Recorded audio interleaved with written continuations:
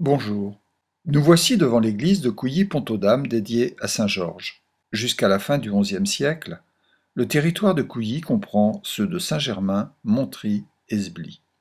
En 1096, les terres sont démembrées. Celles de Saint-Germain-sous-Couilly sont attribuées à l'abbaye parisienne de Saint-Germain-des-Prés.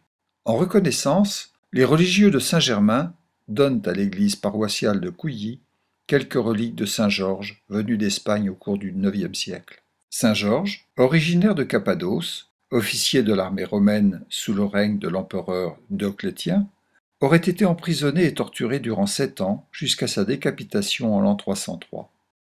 C'est au cours du XIIIe siècle que la légende dorée, écrite par Jacques de Voragine, développe le mythe de Saint Georges, monté sur un cheval blanc, terrassant un dragon. Dès l'arrivée de ces reliques à Couilly, le pont enjambant le Grand Morin est nommé pont Saint-Georges et son culte rayonne sur les églises alentours, Guérard, Nanteuil-les-Maux, Crécy-la-Chapelle. Au début du XIIIe siècle, Hugues de Châtillon, seigneur de Crécy, avec l'accord de l'évêque de Meaux, Pierre de Cuisy, fonde l'abbaye de Pont-aux-Dames pour les religieuses de l'ordre des filiations de Cîteaux. À l'origine, proche du pont ainsi qu'un hôtel-dieu, l'abbaye est très vite transférée au hameau de Rue en 1229. Elle est détruite en 1789. La maison de retraite des artistes dramatiques est construite sur son emplacement en 1903. Entrons. Nous découvrons une longue nef. Ses premières travées formant narthex accueillent de belles toiles peintes du XVIIIe siècle en provenance de l'ancienne abbaye, parmi lesquelles une adoration de l'enfant Jésus par les bergers, une scène, dernier repas de Jésus avec ses apôtres, la veille de son supplice. 2 toiles sur le thème de la résurrection, jour de Pâques, Jésus triomphant de la mort sort de son tombeau. Nous passons sous la voûte du clocher. Le décor de ces chapiteaux nous renseigne sur la partie la plus ancienne de l'édifice, datée du XIIe siècle. Au-delà, l'espace s'élargit par des bas-côtés nord et sud. Si les 2 premières travées datent du XIIIe siècle, la suite, jusqu'au chevet, sont du XVIe. L'ensemble est couvert de voûtes à croisées d'ogives, assemblées sur clés pendantes. La nef se termine par un chevet demi-circulaire, cerné de hautes baies ogivales et de colonnettes rejoignant une clé pendante finement sculptée.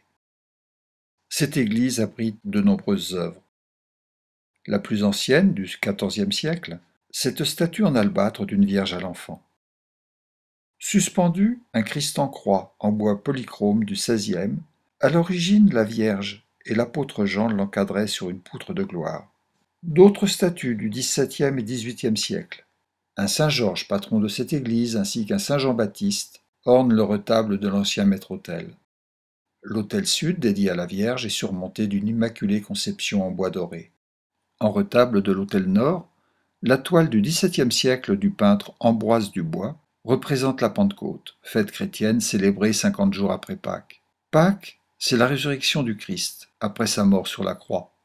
Après la fête de l'Ascension qui commémore sa montée aux cieux, la Pentecôte célèbre la venue de l'Esprit Saint. Représenté par une colombe, il pénètre au cœur des disciples de Jésus et de sa mère réunis, afin qu'ils trouvent les mots pour annoncer au monde entier son évangile. Là commence la vocation de l'Église. Les fonts baptismaux, en forme de navette, datent du XVIIe siècle. Il est heureux de constater que la municipalité, soutenue par l'aide de l'État, veille à la restauration de ce joyau briard. Fière d'un si beau patrimoine, l'association des Amis de l'église Saint-Georges de Couilly et la communauté paroissiale ont à cœur de le faire vivre. Profitez des journées portes ouvertes pour venir tout en découvrir.